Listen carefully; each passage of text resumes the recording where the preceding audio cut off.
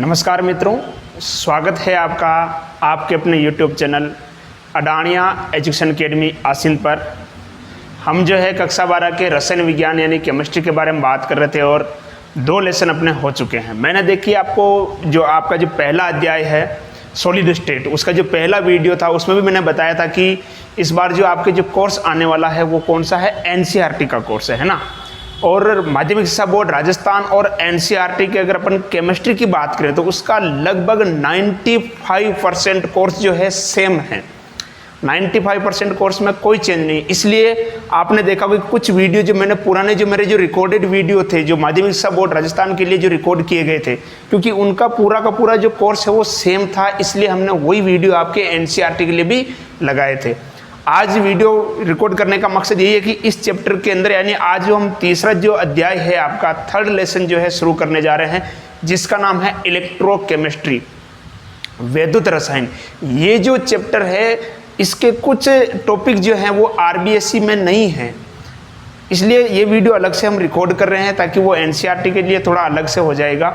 बाकी इस चैप्टर में भी कुछ ऐसे टॉपिक्स जो आपके RBSE और NCERT में सेम है, उसकी जो क्लासेज ऑलरेडी पहले जो रिकॉर्ड हो रखी है वही क्लासेस हम लगाएंगे। इसलिए आप ये नहीं सोचें कि ये RBSE का है, ये NCERT में कैसे हैं, ऐसा कुछ नहीं है। जो टॉपिक आपके हैं वही आपको पढ़ाए जाएंगे, आप अन्यथा उसको मतलब नहीं लेके ये कैसा आ गया ये कैसा आ गया। आपका काम है जो मटेरियल आपको मिल रहा है आप उसको पढ़ते रहें, ठीक है। दूसरी बात जो बार बार जैसे कि नोट्स की जो बात आ रही है, तो नोट्स के लिए मैं बार बार आपको बताता भी रहा हूँ दूसरी वीडियो में भी कि जो हमारा टेलीग्राम चैनल है अडानिया एजुकेशन नाम से, आप उस चैनल को ज्वाइन कीजिए। उसके अंदर सारे नोट्स की आपको PDF बिल्कुल फ्री में अवेलेबल है। टेस्ट सीरीज़ वगैरह हो गई तो आप वहाँ से डाउनलोड करें नोट्स को और अपनी जो पढ़ाई है उसको कंटिन्यू रखें, ठीक है। तो आइए आज की क्लास हम प्रारंभ करते हैं। थर्ड लेसन जो है आपके NCERT केमिस्ट्री का वो हम शुरू करते हैं, जिसका नाम है वैद्युत रसायन, है ना। तो थर्ड लेसन आइए आज हम शुरू करते हैं। लेसन 3 जिसका नाम है विद्युत रसायन बोल सकते हो या वैद्युत रसायन कह सकते हो, वैद्युत रसायन, या जिसे इंग्लिश में अपन बोलते हैं इलेक्ट्रोकेमिस्ट्री, इलेक्ट्रोकेमिस्ट्री। बहुत ही अच्छा चैप्टर है इलेक्ट्रोकेमिस्ट्री।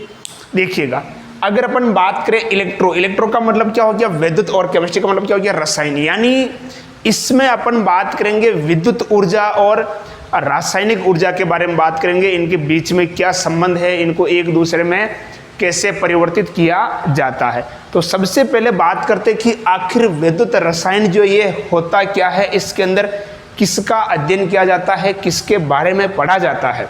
तो वैद्युत रसायन किसे कहते हैं कि विज्ञान क्या, या यूँ कह सकते हैं कि रसायन विज्ञान की वह शाखा जिसमें विद्युत ऊर्जा और रासायनिक ऊर्जा में अंतर परिवर्तन यानी इनको एक दूसरे में कैसे परिवर्तित किया जाता है। रसायन विज्ञान की वह शाखा जिसमें विद्युत ऊर्जा और रासायनिक ऊर्जा में अंतर परिवर्तन व इनके मध्य संबंध का अध्ययन किया जाता है, उसे हम क्या कहते हैं, विद्युत रसायन कहते हैं। अब बात आता है यहाँ पर जो सबसे पहले जो शब्द आता है उसको लेकर अपन चर्चा कर लेते हैं कि ये जो विद्युत है ये विद्युत क्या होता है। देखिएगा, ऐसे पदार्थ जिनके अंदर क्या होता है, विद्युत धारा का चालन होता है, उन्हें हम क्या कहते हैं, चालक कहते हैं। जिन पदार्थों में विद्युत धारा का क्या होता है, चालन होता है, उन पदार्थों को क्या कहा जाता है, चालक कहा जाता है, ठीक है। अब चालक की अगर अपन बात करें, जो चालक जो होते हैं ये 2 प्रकार के होते हैं। चालक की अगर अपन बात करें कि चालक जो है, यहाँ पर मैं बात कर रहा हूँ चालक यानी कंडक्टर जिसे अपन कहते हैं, ये चालक कितने प्रकार के होते हैं, 2 प्रकार के होते हैं। एक तो होते हैं धात्विक चालक, कौन से होते हैं, मेटेलिक कंडक्टर, और एक होते हैं विद्युत अपघटनी चालक, धात्विक चालक और विद्युत अपघटनी चालक। धात्विक चालक क्या होते हैं और विद्युत अपघटनी चालक क्या होते हैं, इनके बारे में अपन बात करेंगे। जैसे कि नाम से पता चल रहा है धात्विक चालक यानी ये क्या होगी, धातुएं होगी। धात्विक चालक में कौन से पदार्थ होंगी, कौन से पदार्थ होंगे, धातुएं होंगी। जबकि जो विद्युत अपघटनी चालक है इनके अंदर क्या होते हैं, विद्युत अपघट्य होते हैं। यानी जिनमें धारा प्रवाहित करने पर उनका क्या हो जाता है, अपघटन हो जाता है, उन्हें हम क्या कहते हैं, विद्युत अपघट्य कहते हैं। तो आइए आज हम बात करते हैं एक तो कि जो धात्विक चालक क्या होते हैं और विद्युत अपघटनी चालक क्या होते हैं इनके बारे में, और जो चालकता जो होती है, इनकी चालकता जो होती है, या मुख्य रूप से अपन बात करें जो विद्युत अपघटनी चालक है, इनकी चालकता को प्रभावित करने वाले कारक कौन से हैं। आज का जो ये वीडियो है बहुत ही बेसिक वीडियो रहने वाला है, इसलिए इस वीडियो को लास्ट तक आपको जरूर देखना है, क्योंकि अगर ये वीडियो अगर आप नहीं देखोगे तो आगे की जो चैप्टर मतलब जो क्लासेस आएंगी इस चैप्टर से संबंधित वो क्लासेस समझने में आपको थोड़ी समस्या हो सकती है। इसलिए बेसिक से शुरू करें, जीरो से शुरू करें, ताकि किसी भी प्रकार की कोई समस्या जो है आपको नहीं आए। ठीक है, तो आज अपन बात करते हैं एक तो धात्विक चालक क्या होते हैं और विद्युत अपघटनी चालक क्या होते हैं, इसको लेकर हम बात करते हैं। तो मैं एक एक को लिख रहा हूं इधर, जैसे मैं लिख देता हूं धात्विक चालक, धात्विक चालक है ना, और इधर लिख देता हूं मैं आपके विद्युत अपघटनी चालक, विद्युत अपघटनी चालक। तो सबसे पहले अपन बात करते हैं कि जो धात्विक चालक है और जो विद्युत अपघटनी चालक है, इनमें धारा का जो प्रवाह होता है वो किस प्रकार से होता है ना। देखिएगा, आपने शुरुआत में भी पढ़ा होगा कि जो धात्विक चालक जो होते हैं, यानी जो धातुएं होती है, धातु में जो धारा का प्रवाह जो होता है वो किसके कारण होता है, इलेक्ट्रॉन के कारण होता है। किसके कारण होता है, इलेक्ट्रॉन के कारण। तो अपन कह सकते हैं कि जो धात्विक चालक है इनमें धारा का प्रवाह इलेक्ट्रॉन के कारण होता है। इनमें धारा का प्रवाह किसके कारण होता है, इलेक्ट्रॉन के कारण होता है। जबकि मैं बात करूं विद्युत अपघटनी चालक के बारे में, जो विद्युत अपघटनी चालक है इनमें धारा का जो प्रवाह होता है वो किसके कारण होता है, आयनों के कारण होता है। तो मैं इसमें लिख देता हूं, इनमें धारा का प्रवाह आयनों के कारण होता है। धारा का प्रवाह आयनों के कारण होता है। ठीक है, तो पहली चीज तो ये हो गई कि जो धात्विक चालक होंगे उनमें धारा का प्रवाह किसके कारण होगा, इलेक्ट्रॉन के कारण होगा। जबकि जो विद्युत अपघटनी चालक है इनमें धारा का प्रवाह किसके कारण होगा, आयनों के कारण होगा। किसके कारण होगा, आयनों के कारण। ठीक है, दूसरी अगर अपन बात करें कि जो धात्विक चालक है इनमें धारा प्रवाहित होने पर इनमें किसी प्रकार का कोई परिवर्तन जो है वो नहीं होता है। क्या कभी आपने ऐसा देखा कि मान लो कि आपके बाहर जो खंभे जो लगे हुए हैं विद्युत के, उनके अंदर आपने देखा कि एल्यूमिनियम के तार खींचे हुए हैं। क्या कभी ऐसा हुआ कि लाइट आई और जो एल्यूमिनियम का तार है वो चांदी का हो गया या लोहे का हो गया या सोने का हो गया है, या वो फूल गया या पिचक गया? ऐसा कभी हुआ क्या? नहीं हुआ ना। यानी इनमें धारा प्रवाह के दौरान किसी प्रकार का कोई परिवर्तन जो है नहीं होता है ना। तो इसमें हम लिख सकते हैं कि इनमें किसी प्रकार का परिवर्तन नहीं होता है। इनमें किसी प्रकार का परिवर्तन नहीं होता है, नहीं होता है। ठीक है, जबकि इनमें क्या होगा कि धारा प्रवाहित होने पर क्या होगा कि ये जो विद्युत अपघटनी चालक है ये क्या हो जाएंगे, आयनों में टूट जाते हैं। तो अपन क्या लिख सकते हैं इसमें, धारा प्रवाहित होने पर, धारा प्रवाहित होने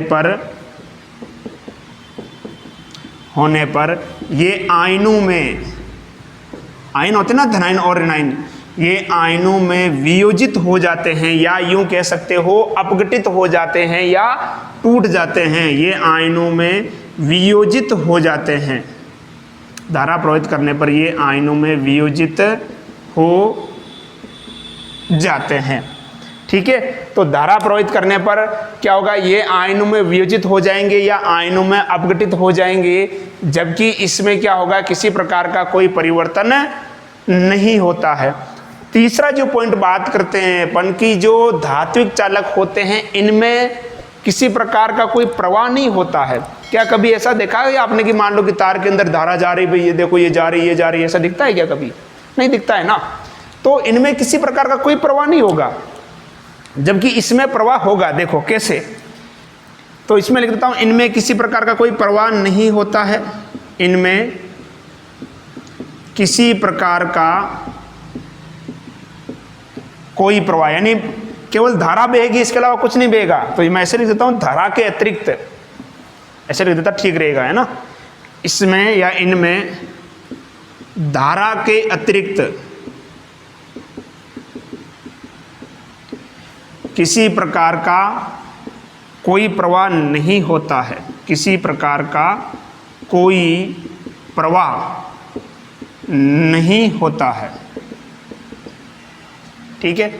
जबकि इनमें देखो, अब आपको कैसे इलेक्ट्रॉन का प्रवाह के कारण तो धारा प्रवाहित हो रही है। अब इसमें क्या होंगे, विद्युत अपघट्य जो है वो बहता है, यानी इसमें विद्युत अपघट्य का प्रवाह होता है, इसमें विद्युत अपघट्य विपरीत इलेक्ट्रोड की तरफ बहता है, विपरीत इलेक्ट्रोड की तरफ बहता है, विपरीत इलेक्ट्रोड की तरफ बहता है। अब बात ये आती कि सर ये क्या है, ये विपरीत इलेक्ट्रोड वगैरह क्या है। देखिएगा, इसको समझने के लिए यहाँ आप समझिएगा कि जैसे मान लो कि मैंने एक पात्र लिया और इस पात्र के अंदर मैंने क्या कर दिया, जल भर दिया।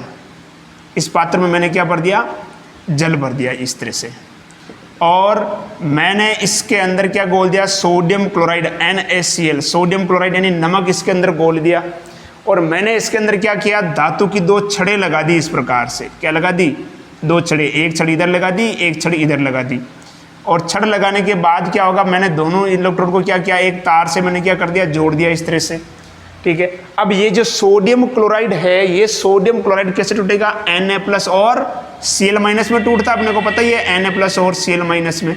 मान लो कि ये धनावेशित है और ये ऋणावेशित है, तो सोडियम तो किधर जाएगा बताओ, इधर जाएगा, और ये इधर जाएगा। तो इसमें पदार्थों का प्रवाह हो रहा है, साफ साफ दिख सकता है कि पदार्थों का प्रवाह हो रहा है। जबकि आप कह सकते हो जो धात्विक चालक है उसके अंदर तार का प्रवाह थोड़ी होता है, तार के अंदर धारा का प्रवाह होता है, तार के अंदर तो कोई प्रवाह नहीं होता है ना। हाँ ठीक है, चलो अब अपन इसके आगे बात करते हैं कि इनमें जो ताप है उस ताप का क्या प्रभाव पड़ता है। मिटा दें, चलो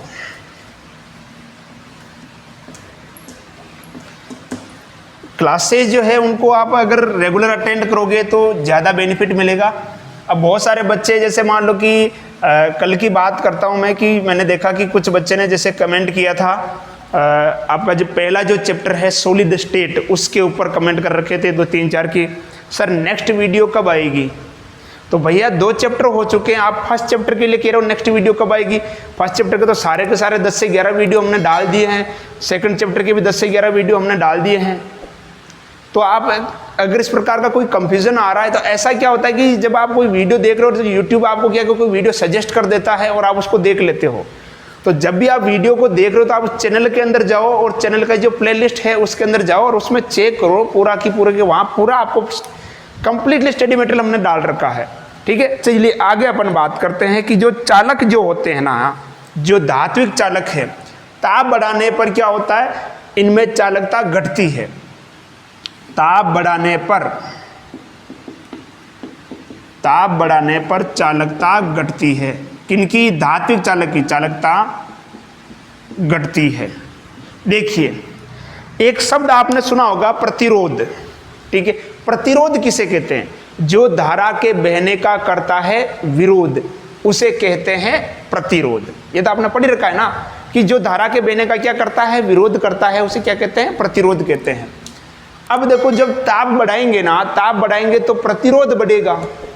प्रतिरोध बढ़ेगा तो प्रतिरोध किसे कहते हैं, कि जो धारा के बहने का विरोध करता है उसे ही तो हम प्रतिरोध कहते हैं।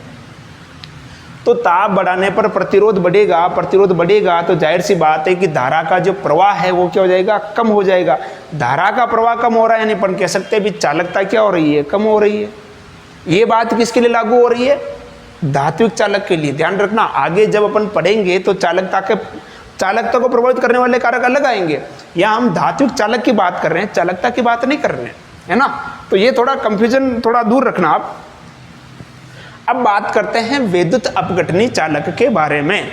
वैद्युत अपघटनीय चालक में क्या होता है कि विद्युत अपघट्य यानी जो आयन जो है वो टूटते हैं। अगर मैं आपसे कहूं कि आपके पास एक ठंडा पानी है, एक गर्म पानी है, आप ठंडे पानी में नमक घोलिए, गर्म पानी में नमक घोलिए, बताओ नमक जल्दी किस में घुलेगा? आप कहोगे सर जो नमक है वो गर्म पानी में जल्दी घुलेगा। नमक गर्म पानी में जल्दी घुल गया, इसका मतलब वो आयनों में टूट गया। अब जितने ज़्यादा आयन होंगे धारा का प्रवाह भी उतना ही अधिक होगा। अब गर्म पानी, इसका मतलब ताप को क्या किया अपन ने? बढ़ाया। यानी अपन यूं कह सकते हैं कि ताप बढ़ाने पर आयनों की संख्या बढ़ती है, और आयनों की संख्या बढ़ेगी तो ये जो विद्युत अपघटनीय चालक है इनकी चालकता भी क्या होगी? बढ़ेगी। तो मैं इसको यहाँ पे सीधा लिख देता हूं कि ताप बढ़ाने पर ताप बढ़ाने पर आयनों की संख्या बढ़ती है, अतः चालकता भी बढ़ती है। चालकता बढ़ती है। ठीक है। तो जो धात्विक चालक हैं उनमें ताप बढ़ाने पर क्या होगा? प्रतिरोध बढ़ेगा, और प्रतिरोध बढ़ने की वजह से क्या होगी? चालकता क्या हो जाएगी? कम हो जाएगी। जबकि जो विद्युत अपघटनीय चालक जो है इनमें ताप बढ़ाने पर आयनों की संख्या बढ़ती है, जिसके कारण चालकता का मान क्या होता है? बढ़ता है। ठीक है। अगली हम बात करते हैं कि जो धात्विक चालक जो होते हैं ये क्या करते हैं? फैराडे के नियम का पालन करते हैं। तो ये में लिख सकते हैं अपन, ये है फैराडे नहीं, ओम के नियम का।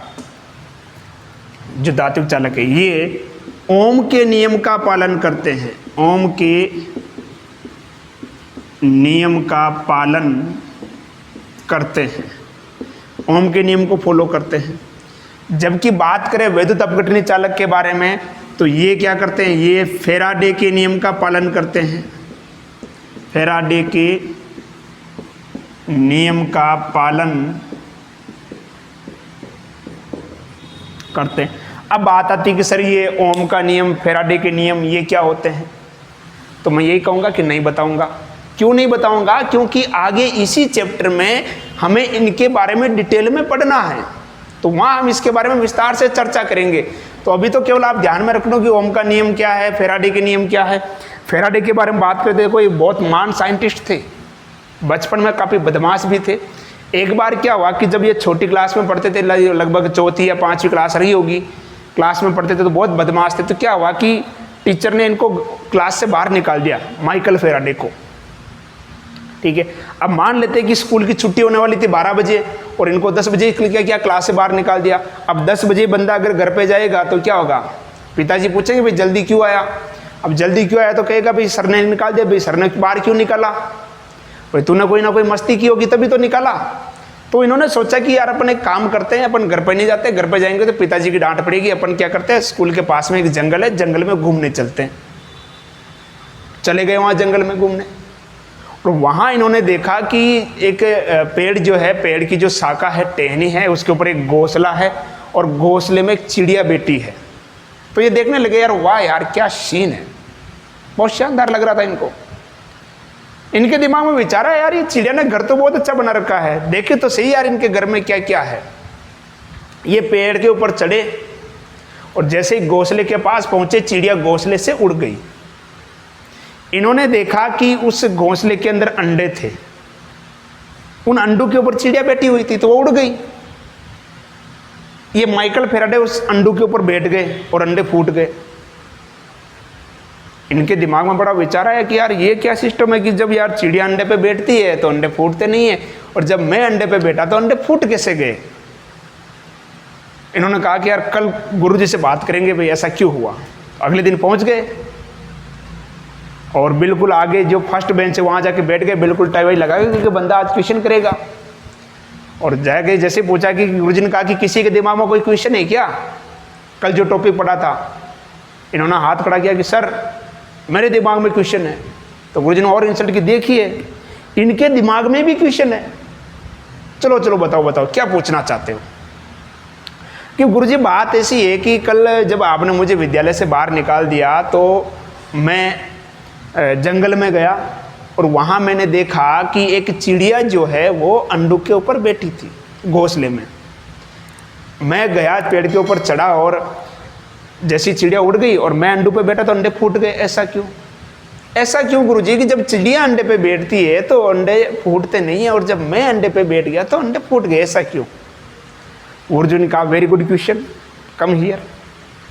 और आए और कहा मुंह उधर गिरो और पीछे से खींच के एक लात मारी और कहा कि तू तेरी जिंदगी में कुछ नहीं कर सकता। बस ये शब्द थे जो इनको चुप गए कि तू तेरी जिंदगी में कुछ नहीं कर सकता। उसी दिन उन्होंने ठान लिया कि कुछ भी हो जिंदगी में कुछ करके दिखाना है और रिजल्ट आपके सामने है ना। कभी समय मिलेगा तो इनके बारे में और चर्चा करेंगे, ठीक है। तो ये थे हमारे माइकल फेराडे। तो वैद्युत अपघटनी चालक जो होते हैं वो फेराडे के नियम का पालन करते हैं, जबकि जो धात्विक चालक हैं वो क्या करते हैं, ओम के नियम का पालन करते हैं, ठीक है। अब थोड़ा अगर अपन बात करें कि एग्जाम की दृष्टि से जो ज़्यादा इंपॉर्टेंट जो क्वेश्चन पूछे जाते हैं, वैद्युत अपघटनी चालक जो हैं इनकी चालकता को प्रभावित करने वाले कारक को लेकर क्वेश्चन पूछ सकते हैं कि वैद्युत अपघटनी चालक जो है इनकी चालकता को प्रभावित करने वाले कारक। ध्यान देना, मैं चालकता की बात नहीं कर रहा हूं, मैं बात कर रहा हूं वैद्युत अपघटनी चालकता, वैद्युत अपघटनी चालक जो है इनकी चालकता को प्रभावित करने वाले। एक अपन आगे पढ़ेंगे, एक पूरा शब्द आएगा, एक टॉपिक आएगा चालकता, चालकत्व, है ना, प्रतिरोधकता, प्रतिरोध, इस प्रकार के जो शब्द आएंगे वहां अलग से एक अपन बात करेंगे। तो इसको उससे आप जोड़ के नहीं देखें, ठीक है। तो अपन बात करते हैं कि जो ये वैद्युत अपघटनी चालक जो हैं इनकी चालकता को प्रभावित करने वाले कारक कौन कौन से हैं। तो हेडिंग लगा लीजिए अगर आप नोट्स लिख रहे हो तो, और नहीं लिख रहे हो तो आपको टेलीग्राम चैनल पे आपके हमारे जो नोट्स हैं वो मिल जाएंगे।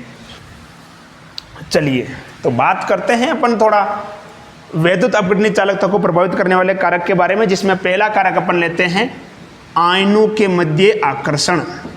पहला प्रभावित करने वाला कारक है आयनों के मध्य आकर्षण। देखिएगा, इसको समझना ध्यान से। मेरे पास दो पदार्थ है, एक AB है और एक CD है। इनमें प्रबल आकर्षण बल से बंधे हुए हैं, जबकि ये दुर्बल आकर्षण से बंधे हुए हैं। जब ये टूटेगा तो कैसे टूटेगा, A+B- मान लो, और ये टूटेगा मान लो C+ और D-। जब तक वैद्युत अपघट्य आयनों में नहीं टूटता है तब तक उनमें धारा का प्रवाह नहीं होगा। आयनों में टूटेगा उसके बाद वो आयन ही क्या करेंगे, धारा का प्रवाह करेंगे। अब बताओ, इनके मध्य प्रबल बंध है तो क्या ये आसानी से आयनों में टूटेगा? आप कहोगे गुरुजी नहीं टूट सकता, क्योंकि प्रबल बंध है, तो प्रबल बंध आसानी से टूटेगा ही नहीं, यानी जल्दी आयन नहीं बनेंगे। जब आयन ही नहीं बनेंगे तो धारा का प्रवाह कैसे होगा? और यदि बात करें CD, तो CD के मध्य दुर्बल बंध है, वो आसानी से टूट जाएगा, यानी आयन जो है आसानी से बन जाएंगे, और जब आयन आसानी से बन जाएंगे तो धारा का प्रवाह भी होगा।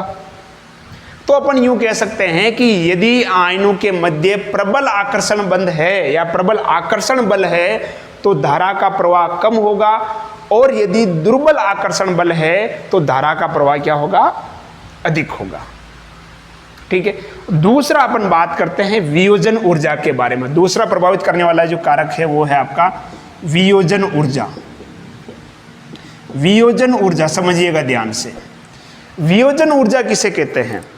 मैं क्या करता हूं, एक इस प्रकार का एक पात्र ले लेता हूं इस तरह से, और वियोजन ऊर्जा की जगह पर अपन इसको विलायकन ऊर्जा कहेंगे, ज्यादा बेटर रहेगा मेरे हिसाब से। वियोजन ऊर्जा भी कह सकते हैं हालांकि, लेकिन विलायकन ऊर्जा मेरे ख्याल से यहां पर ज्यादा बेटर रहेगा। विलायकन ऊर्जा, इसके अंदर मैंने एक प्रकार से कोई भी एक लिक्विड विलायक भर दिया। क्या भर दिया? विलायक। अब मैं इस AB को भी इसके अंदर गोलता हूं और एक ये जो CD है इसको भी इसके अंदर गोलता हूं। जब मैं इनको इसके अंदर डालता हूं तो ये विलायक क्या करेगा, इनके बीच का जो बंध है, AB के बीच का बंध और CD के बीच का बंध, इस बंध को तोड़ेगा। तोड़ने से या टूटने से जो ऊर्जा मुक्त होगी उस ऊर्जा को अपन बोलेंगे विलायकन ऊर्जा, ठीक है। अब देखिएगा, जितना आसानी से बंध टूटेगा विलायकन ऊर्जा का मान उतना ही अधिक होगा। तो बताओ कि इसमें सबसे पहले कौन टूटेगा, AB टूटेगा या CD? तो आप कहोगे सर AB के मध्य तो प्रबल बंध है तो ये तो आसानी से टूटेगा नहीं। हाँ, लेकिन CD के मध्य दुर्बल बंध है तो ये आसानी से टूट जाएगा। तो CD जब आसानी से टूटेगा तो ऊर्जा भी क्या होगी, ज्यादा मुक्त होगी। ठीक है, अब ऊर्जा ज्यादा मुक्त हो रही है, इसका मतलब बंध क्या है, दुर्बल है। और यदि बंध दुर्बल है तो आयन जल्दी बनेंगे, और आयन जल्दी बनेंगे इसका मतलब धारा भी ज्यादा प्रवाहित होगी। तो हम यूं कह सकते हैं कि विलायकन ऊर्जा का मान यदि ज्यादा होगा तो चालकता भी क्या होगी, ज्यादा होगी। और यदि यहां अगर अपन मान लो विलायक के रूप में किसका उपयोग कर रहे हैं, यदि विलायक के रूप में अपन अगर जल का उपयोग कर रहे हैं तो अपन कह सकते हैं उसको जल योजन ऊर्जा कह सकते हैं। यदि विलायक के रूप में अगर आप जल का उपयोग करेंगे तो उसको आप क्या बोल दोगे, जल योजन ऊर्जा कह सकते हैं। क्या कह सकते हैं, जल योजन ऊर्जा कह सकते हैं। ठीक है, तो पहला कारक तो क्या हो गया, आयनों के मध्य आकर्षण। अगर आयनों के मध्य अगर आकर्षण ज्यादा होगा तो आयन टूटेंगे नहीं, और यदि आयन टूटेंगे नहीं तो फिर क्या होगा, आयन नहीं टूटेंगे तो धारा का प्रवाह नहीं होगा। और यदि आयनों के मध्य आकर्षण दुर्बल है तो आयन जल्दी बन जाएंगे, और आयन जल्दी बन जाएंगे तो क्या होगा, धारा का प्रवाह ज्यादा होगा। थोड़ा मैं पानी पी लेता हूं।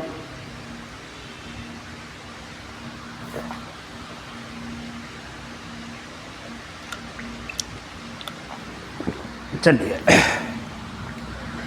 विलायकन ऊर्जा में समझ में आएगी आपको कि जब किसी पदार्थ को किसी विलायक में घोला जाएगा तो वो टूटेगा, और टूटने से जो ऊर्जा मुक्त होगी उसे अपन बोलेंगे विलायकन ऊर्जा।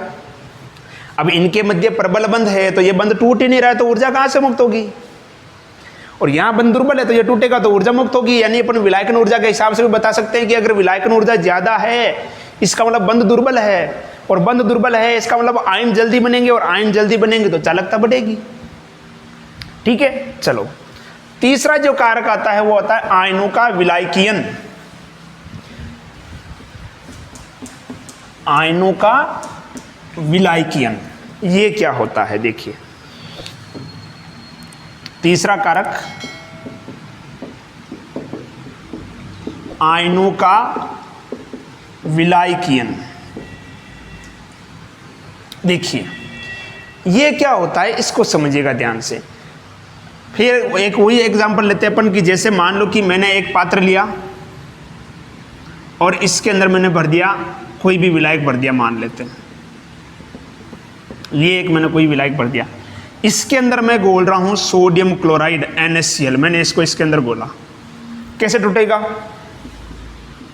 Na+ और ये Cl- में।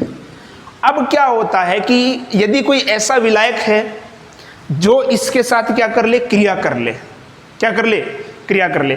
जब कोई विलायक इसके साथ क्रिया करेगा तो क्या होगा, विलायक की इसके चारों तरफ एक इस प्रकार की एक परत बन जाएगी, इसके साथ भी और इसके साथ भी। जब ये अगर कोई विलायक इनके साथ क्रिया करेगा, अब बताओ कि अपन ने पढ़ा था कि जो विद्युत अपघट्य होते हैं उनके अंदर धारा का जो प्रवाह होता है वो किसके कारण होता है, आयनों के प्रवाह के कारण उनमें धारा का प्रवाह होता है। अब बताओ कि आपके पास दो आयन है, एक हल्का आयन है, एक भारी आयन है, ज्यादा कौन सा आयन प्रवाहित होगा। आप कहोगे सर जाहिर सी बात है कि जो आयन हल्का है उसका प्रवाह ज्यादा होगा, और जब आयन का प्रवाह ज्यादा होगा तो धारा का प्रवाह भी ज्यादा होगा। यहां आप देख सकते हो कि जो आयनों का जो विलायकीयन है इसमें आप देख सकते हो कि इस प्रकार से क्या होगा कि ये विलायक की परत इसके चारों तरफ बन जाएगी। तो बताओ ये आयन हल्के रहेंगे या भारी रहेंगे। आप कहोगे सर जमाव हो रहा है तो जाहिर सी बात है कि ये क्या हो जाएंगे, भारी हो जाएंगे, और जब भारी हो जाएंगे तो क्या इनके अंदर प्रवाह होगा, तो आप कहोगे सर इनका प्रवाह क्या हो जाएगा, कम हो जाएगा। और अगर प्रवाह कम हो गया तो धारा का प्रवाह भी क्या हो जाएगा, कम हो जाएगा। यानी अपन यूं कह सकते हैं कि यदि आयनों का विलायकीयन ज्यादा है या विलायकीयन है तो क्या होगा, धारा का प्रवाह जो है वो क्या हो जाएगा, कम हो जाएगा। क्या हो जाएगा, कम हो जाएगा। ठीक है, अगली अगर अपन बात करें यहां पर ताप के बारे में, ठीक है, क्योंकि ताप बढ़ाने पर बंध का वियोजन भी क्या होता है, अधिक होता है। तो अगला जो कारक तीसरा अपन लेते हैं ताप का प्रभाव। पहले भी पढ़ चुके, इसको कहने की जरूरत ही नहीं, मैंने दिखाया था ताप बढ़ाने पर वैद्युत अपघट्य की चालकता क्या होती है, बढ़ती है, क्योंकि आयनों की संख्या बढ़ती है। क्लियर, इसमें तो कोई दिक्कत नहीं है।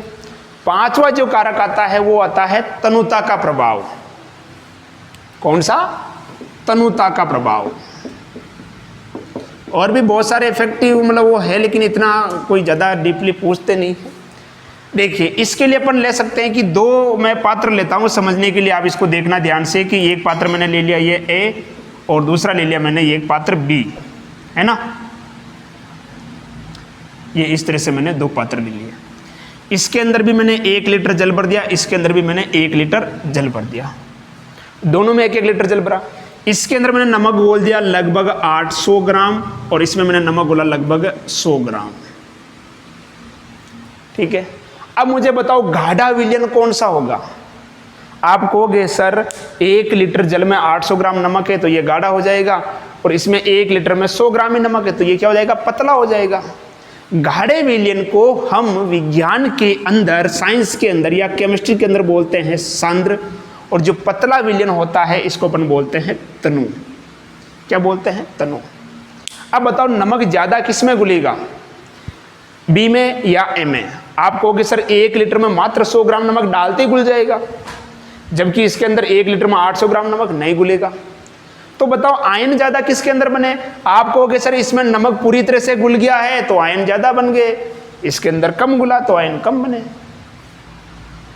ठीक है, तो अगर मान लो कि इसके आयन ज्यादा बनाने हैं तो क्या करना पड़ेगा। आप कहोगे सर इसके अंदर पानी और मिलाओ तब जाके नमक घुलेगा।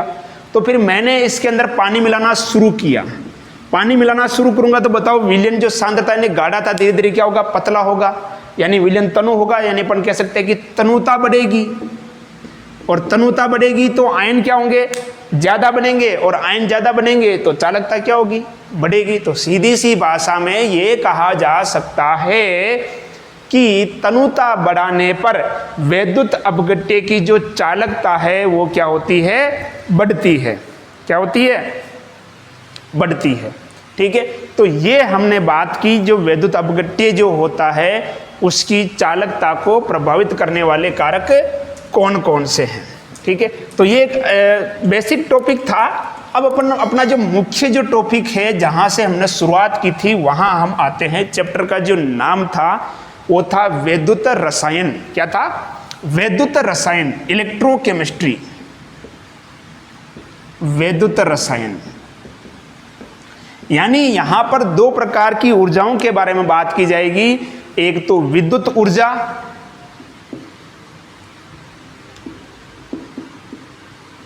क्या है रे, फिसलन ज्यादा हो रही है बोर्ड पे आज। विद्युत ऊर्जा, और एक है रासायनिक ऊर्जा। तो इस चैप्टर में हम बात करेंगे कि आपके पास कोई रासायनिक पदार्थ है, उससे विद्युत ऊर्जा कैसे मिले, और दूसरा कि जो रासायनिक ऊर्जा है वो तो आपने प्राप्त कर ली, और दूसरा जो रासायनिक पदार्थ है उसमें धारा प्रवाहित करने पर उसका अपघटन कैसे होता है। अब विद्युत ऊर्जा अपने को कैसे मिलती है वो भी अपन बात करेंगे।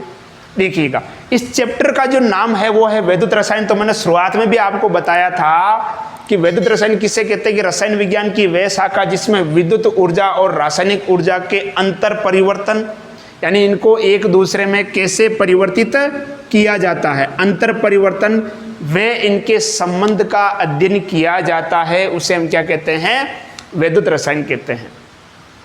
अब विद्युत ऊर्जा को रासायनिक ऊर्जा में और रासायनिक ऊर्जा को विद्युत ऊर्जा में बदलने के लिए ध्यान रखना, विद्युत ऊर्जा को रासायनिक ऊर्जा में और रासायनिक ऊर्जा को विद्युत ऊर्जा में बदलने के लिए जिस उपकरण का उपयोग किया जाता है उस उपकरण को हम कहते हैं सेल कहते हैं।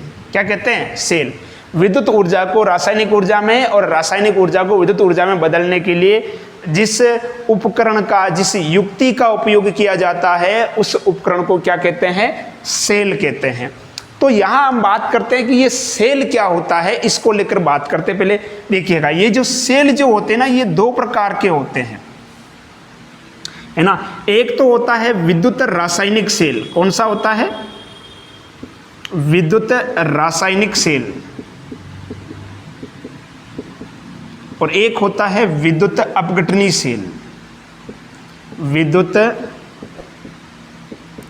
अपघटनी सेल, विद्युत रासायनिक सेल और विद्युत अपघटनी सेल। घर में घड़ी है ना, कमरे में देखो कहीं घड़ी लग रही है क्या? दीवार घड़ी जो लगी हुई है उसके अंदर क्या लगा होगा? एक सेल लगा होगा, ठीक है। अब घड़ी के अंदर जो मशीन होती है उसको घुमाने का काम कौन कर रहा है? वो सेल ही तो कर रहा है। यानी सेल के अंदर कोई ना कोई ऊर्जा है। सेल के अंदर क्या है? आप कहोगे सर सेल के अंदर कोई ना कोई केमिकल पदार्थ है, कोई रासायनिक पदार्थ है। वो रासायनिक पदार्थ से आपको क्या मिल रही है बताओ? विद्युत ऊर्जा मिल रही है। आप एक छोटी सी एलईडी लाइट ले लो और उस सेल के दोनों सिरों पर तार लगा के उस लाइट के लगाओगे, वो एलईडी लाइट चलने लगेगी। तो लाइट चल रही है, इसका मतलब उसके अंदर क्या आ रही है? विद्युत धारा आ रही है। यानी सेल जो है आपके पास, घड़ी का जो सेल आपने लिया है, उस सेल के अंदर कोई रासायनिक पदार्थ भरा हुआ है, कोई केमिकल मटेरियल भरा हुआ है, और वो सेल क्या कर रहा है? उस रासायनिक पदार्थ की ऊर्जा को किस में बदल रहा है? विद्युत ऊर्जा में बदल रहा है। किस में बदल रहा है? विद्युत ऊर्जा में बदल रहा है। तो ऐसा सेल जो रासायनिक ऊर्जा को विद्युत ऊर्जा में परिवर्तित करता है, रासायनिक ऊर्जा को विद्युत ऊर्जा में परिवर्तित करता है, उसे हम क्या कहते हैं? विद्युत रासायनिक सेल कहते हैं। क्या कहते हैं? विद्युत रासायनिक सेल कहते हैं। एक तो अपने को इसके बारे में पढ़ना है कि ये क्या होता है। दूसरा आता है विद्युत अपघटनीय सेल। विद्युत अपघटनीय सेल किसे कहते हैं? कि कोई भी आपके पास एक पदार्थ है, ठीक है, उसके अंदर आप क्या करोगे? दो धातु की छड़ें ले लो और उसके अंदर क्या करो? धारा प्रवाहित करो, तो उसका क्या होने लगेगा? अपघटन होने लगेगा। उससे अपन क्या बोलेंगे? विद्युत अपघटनीय सेल कहेंगे। क्या कहेंगे? विद्युत अपघटनीय सेल कहेंगे। तो इन दोनों के बारे में अपने को विस्तार से पढ़ना है कि विद्युत रासायनिक सेल क्या होता है, विद्युत अपघटनीय सेल क्या होता है, ठीक है। तो आज का जो अपना जो वीडियो है ये बिल्कुल बेसिक वीडियो था। तो अगली जो नेक्स्ट जो क्लास होगी उसमें अपन इन सेलों के बारे में कि विद्युत रासायनिक सेल क्या होता है और विद्युत अपघटनीय सेल क्या होता है, इसको लेकर हम चर्चा करेंगे कि ये क्या होते हैं, इनकी बनावट कैसी होती है, इनकी जो रासायनिक अभिक्रियाएं हैं वो किस प्रकार की होती है, ठीक है। मैंने आपको वीडियो के शुरुआत में बताया था कि आपका जो कोर्स है माध्यमिक शिक्षा बोर्ड राजस्थान और एनसीईआरटी का बिल्कुल लगभग केमिस्ट्री का 95% कोर्स क्या है? सेम है। इसलिए कुछ ऐसे टॉपिक जो उसमें भी है और आपके इसमें एनसीईआरटी में भी है, तो माध्यमिक शिक्षा बोर्ड के जो वीडियो जो है हमारे पास पहले से ऑलरेडी लास्ट ईयर के रिकॉर्डेड हैं, तो फिर से रिकॉर्ड करने का कोई औचित्य नहीं है ना। तो उन्हीं वीडियो को हम इसके अंदर लगाएंगे। तो आपको क्या करना है? कंटिन्यू देखते रहना है, जो टॉपिक आपके आए हैं उनको पढ़ते रहना है। कोई ज़्यादा विशेष आपको कोई चेंज जो है इसके अंदर नहीं मिलेगा। बाकी आप बताइए कि ये कक्षाएं जो है आपको कैसी लगी। बाकी पुराने वीडियो आपने देखे ही होंगे और ये बिल्कुल नया फ्रेश वीडियो जो मैंने रिकॉर्ड किया है आपके लिए। बाकी अगर जरूरत पड़ी तो पुराने वीडियो हम लगाएंगे। रही बात नोट्स की, मैंने आपको फिर से बता रहा हूँ, पहले भी बताया था कि टेलीग्राम से आपको डाउनलोड करना है और अपना जो पढ़ाई का जो कार्यक्रम है, स्टडी जो है, उसको जारी रखनी है, लापरवाह नहीं बैठना है। काफ़ी बच्चों के ऐसे मेरे पास कॉल आ रहे हैं कि सर इस बार भी प्रमोट कर दिया है और बता रहे हैं कि कोरोना की थर्ड लेयर आएगी तो क्या फिर से प्रमोट किया जाएगा? जब प्रमोट ही करेंगे तो फिर हम पढ़ाई क्यों करेंगे? तो ये सबसे घटिया है, सबसे घटिया है कि जब प्रमोट करेंगे तो हम पढ़ाई क्यों करेंगे। अरे भैया मान लो, वैसे तो मैं कह रहा हूँ कि नहीं किया जाएगा अब तो, लेकिन मान लो कि कर भी दिया, फिर तुम आगे क्या करोगे? क्या जिंदगी भर प्रमोट होते रहोगे? क्या जिंदगी भर तो प्रमोट करेगी नहीं ना सरकार। आगे कॉलेज में जाकर तो पढ़ना पड़ेगा ना बेटा। ऐसे थोड़ी क्या कोरोना चलता रहेगा तो फिर तो प्रमोट करते रहेंगे। फिर प्रमोट होके क्या कर लोगे बताओ? कॉलेज में गए, प्रमोट हो गए, क्या कर लिया? हो गए प्रमोट, बस अब खेती करो, टैलेंट को निखारो, अपना ज्ञान को निखारो, ज्ञान के भंडार को बढ़ाओ। अगर आपके अंदर अगर नॉलेज होगा तो कहीं नहीं अटकोगे, क्योंकि जितनी अच्छी लर्निंग होगी उतनी अच्छी अर्निंग होगी। कहीं ना कहीं घूम के जो बात आती ना वो इसी चीज़ पर आती कि यार अच्छा पढ़ेंगे तो अच्छी नौकरी होगी, अच्छी नौकरी को तो अच्छे पैसे होंगे, यानी घूम फिर के बात वहीं आती है पैसों के ऊपर। तो इसलिए अर्निंग पे फोकस मत करो, लर्निंग पे फोकस करो। जितनी अच्छी लर्निंग होगी उतनी अच्छी अर्निंग होगी, ठीक है। तो आज की क्लास यहीं तक विदा लेते हैं। नेक्स्ट वीडियो में मिलते हैं नए टॉपिक के साथ। तब तक पढ़ाई करते रहें, सुरक्षित रहें। धन्यवाद।